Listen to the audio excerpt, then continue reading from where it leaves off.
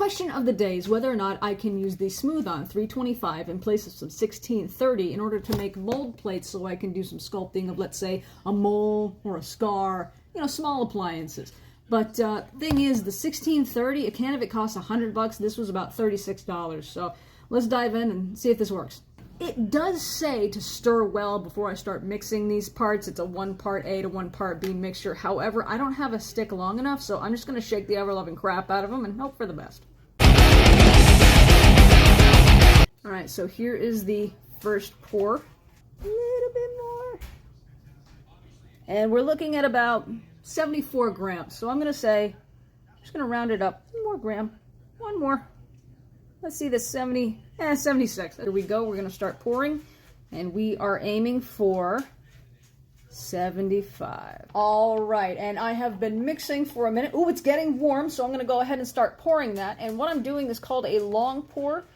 I'm doing this in an effort to get out as many air bubbles as possible. So this is the part where I say it would have behooved me to read the labels before I started mixing everything, because it actually tells me the pot life and the cure time of this stuff. And the pot life is actually about 2.5 minutes. And if you're not familiar with what that is, the pot life is once you start mixing all this stuff together, and you have about 2.5 minutes to stir it and get it into whatever you're working before you can't do anything else with it, and you're done. So that's why it started getting so hot so fast. I thought I maybe hot mixed it or something.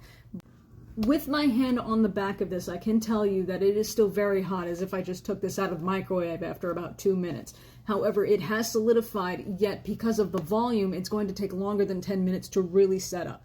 That's fine. I don't know if you're going to be able to see this, but right in there in the middle, there's a little bit of a rippling effect. That's because while it was kicking off, I was still pouring it. That's okay. I know better for next time. I need to go a lot faster than what I was. However, the really cool thing about this, though, and the reason why I put this in this Ziploc container, I can take this out now, flip it over, start doing a sculpt. Let's say it's a scar, a bullet hole, maybe a mole, who knows.